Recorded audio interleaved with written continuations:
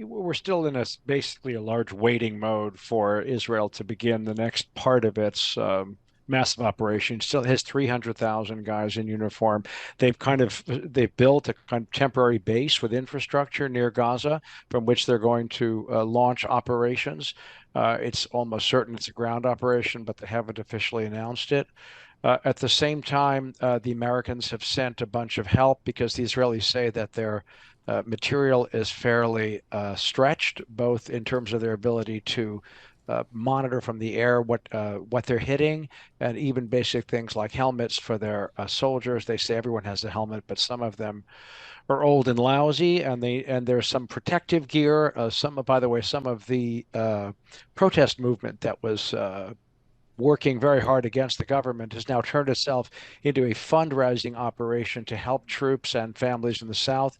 And they've raised tens of millions of dollars in order to, excuse me, I'm sorry, in order to help those in the South and soldiers get protective gear. So there is a lot going on. At the same time, as southern Lebanon, people are afraid that something's going to happen there. They are driving away. That could be because Hezbollah does decide to come in. I live in Tel Aviv, and we have had missiles from Gaza hit Tel Aviv 3 times today. Hezbollah is also known to have long-range missiles that can reach here. So it's pretty intense. So, Ethan, what does it look like to amass 300,000 soldiers outside of Gaza? I mean, that's a large number of people for It is. an area of land that I'm going to say is roughly the size of, New York plus Westchester. No, look, it's a good question. I mean, they're not all in one spot, but I mean, because there are people who have gone north, there are people who have gone to the West Bank, there are people, but 300,000 men are in uniform as reservists. So it's a lot of people. I agree with you. Now, they're obviously going to try to take them into Gaza soon because they feel that they need to strike while the iron is hot, while the world still has in its mind the images of the slaughter on Saturday of kids at a rave concert and families at a kibbutz and so on. So they clearly want to move quickly. One of the things that they've had more trouble with than they expected was the sort of securing of the South and the border fence. They have largely done that now, but that was so incredibly breached by Hamas fighters on Saturday.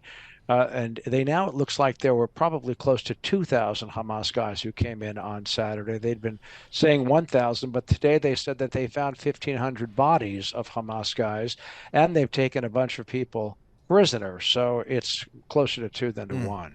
So, Ethan, what is the expectation for the next step for Israel? Are they going to send in tens of thousands or more troops into Gaza? And if so, what would be the objective?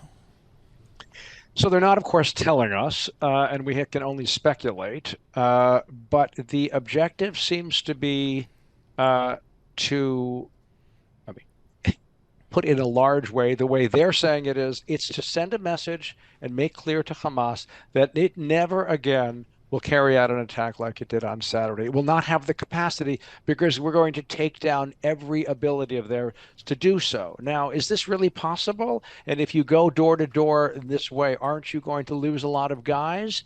It does seem like they're going to lose a lot of guys. It feels like they have decided that they're going in, it's an almost existential a cause that they think that they have here to send this message not just to Hamas but to the greater region, to Hezbollah and to Iran, that Israel is willing to lose people and to fight in an ugly way to survive. It's a very interesting shift that has occurred here because just a week ago, if you like, it was all about making the new Middle East with Saudi Arabia and railroads and optic fibers, and now we have to send a military message of muscle, and that's what we're focused on now.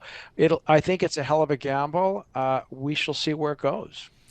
Do you think we're going to have to see this fight broaden out? I mean, you mentioned Hezbollah is lobbing down missiles from Lebanon, and of course, all of this Hamas, Hezbollah is funded, I think to the tune of, I heard this morning, 93% by Iran. From Iran. So, Yeah, that's right. I suppose you can have an academic debate about whether or not Iran knew every single detail of this plan and green stamped it at every step of the way. But it doesn't really matter if they're the ones who are funding everything. Don't you need to take the fight to them? Well, I mean, I don't think that they want to take the fight to them, right? I mean, in that would be a kind of regional conflagration that is almost unimaginable, both in terms of supplies of oil and everything to the world, and the number of people involved. So, in fact, the U.S. has sent this big fleet right to the Eastern Med. It's on its way to send a message to Hezbollah to say don't send any missiles down, and to send a message to Iran to say we're going to limit it to this.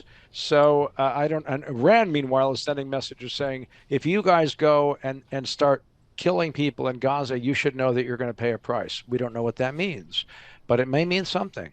So I don't think the goal here is to bring it to a broader front, but it may happen anyway. I'm not sure how well thought out this all is. I do know there is an incredible sense of fury and humiliation in Israel, and I'm not sure that makes for the best laid plans. It's definitely scary. I Yeah. mean, I wonder what the mood is like on the ground, Ethan. I mean, you're, covering this, I imagine, in a professional sense, every waking moment of your life right now. But when you stop and reflect personally, or when you look around at the human costs, I mean, how terrifying is it? It's terrifying. It's utterly terrifying, and I'm not an Israeli, and so I don't have that same sense that they have. But I have been amazed since Saturday morning at the complete shift, turning on a dime, of people I know here who all they cared about before was stopping the judicial overhaul and trying to drive Benjamin Netanyahu from office, and now all they want to do is go in and be hard asses in Gaza. They want to go in and they want to fight back. There's almost like a genetic impact here on Jewish DNA in Israel, that what they saw happen on Saturday reminded them of the Holocaust, reminded them of pogroms, reminded them of things that they decided to build this state to stop from happening. And that sense of deep fury and cause and purpose is everywhere right now. I know it won't last, but it is everywhere right now. And when you see also videos of the soldiers gathered near Gaza, they are pumped up and they are ready to go in.